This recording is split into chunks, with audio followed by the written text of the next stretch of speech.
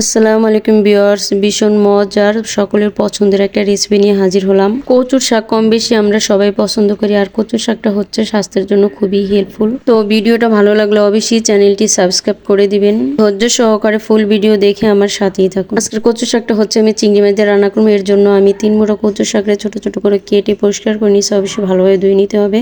আর ধুয়ে এটা হচ্ছে আমি চুলায় বসিয়ে দিলাম। কচুর শাকটা আমার ভীষণ পছন্দের, আর আমার বাবারও ভীষণ পছন্দের একটা খাবার ছিল কচুর শাক। তো আমার বাবা মারা গেছে, সবাই আমার বাবার জন্য দোয়া করবেন। এখানে আমি 5-6টা কাঁচামরিচ দিয়ে দিলাম, আর কিছুটা রসুন কুচি দিব।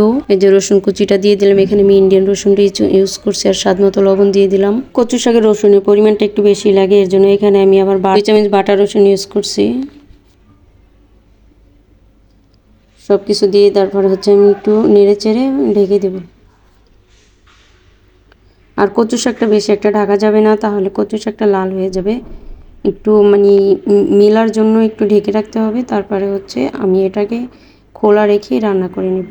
এই যে আমি একটু ঢেকে নিলাম। আর চিংড়ি মাছ দিয়ে কচু শাক কিন্তু ভীষণ মজা লাগে। আপনারা অবশ্যই এই রেসিপিটা বাসায় ট্রাই করে দেখবেন যে কতটা টেস্টের চিংড়ি মাছ দিয়ে কচু শাক রান্না করলে। আর এখানে কিন্তু আমি খুব বেশি একটা পানি ইউজ করিনি, একদম সীমিত পানি ইউজ করে তারপরে হচ্ছে কচু শাকটা রান্না করতেছি। অনেকে বলে যে অনেক পানি দিয়ে তারপরে হচ্ছে কচু শাক জোশ দিতে হয়, আর না হলে হচ্ছে আপনার গলা চুলকায়। আমি যেভাবে রান্না করলাম সেভাবে রান্না করে দেখেন, একটু গলা চুলকাবে না।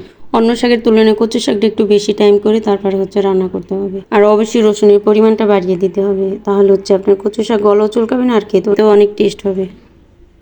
যে দেখেন আমার কচু শাকটা হচ্ছে আপনার একদম সেদ্ধ হয়ে গেছে। এবার হচ্ছে আমি একটা ডাল ঘুটনি দিয়ে এগুলোকে ভালো করে পিটিয়ে তারপর হচ্ছে গালিয়ে নিব। এই যে দেখেন আমি যেভাবে পিটিয়ে গালিয়ে নিচ্ছি সেমভাবে আপনারা করে নেবেন, তাহলে হচ্ছে খেতে টেস্ট হবে।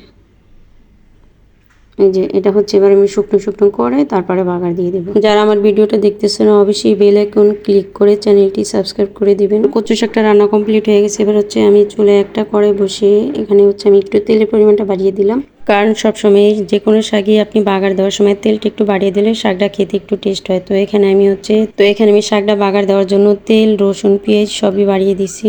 আর হচ্ছে এখানে আমি মাছ দিয়ে দিলাম। মাছটা দিয়ে ভালো করে ভেজে তারপরে হচ্ছে আমি মাছ আর পেঁয়াজগুলো ব্রাউন কালার করে ভাজা হলে আমি এখানে শাকটা দিয়ে দিব। মাছটা একটু কালার হওয়ার জন্য এখানে আমি 1 চিমটি হলুদ ইউজ করছি, আপনারা চাইলে স্কিপ করতে পারেন। তো আমার মাছ আর পেঁয়াজ ব্রাউন কালার করে ভাজা কমপ্লিট হয়ে গেছে। এবার হচ্ছে আমি শাকটা দিয়ে দেবো। দেখেন শাকের কালারটা কিন্তু একদম সবুজ সবুজ আছে। এই যে দেখেন আপনারা শাকের কালারটা কত সুন্দর একটা জুস কালার আসছে এখানে। তো যারা এই শাকটা পছন্দ করেন তারা হচ্ছে আমার ভিডিও দেখে এভাবে কালার সবুজ রেখে তারপরে হচ্ছে কচু শাকটা রান্না করে খাবেন, দেখবেন অনেক টেস্ট হবে। যে দেখেন কত সুন্দর একটা কালার আসছে, আর খেতেও কিন্তু দারুণ টেস্ট।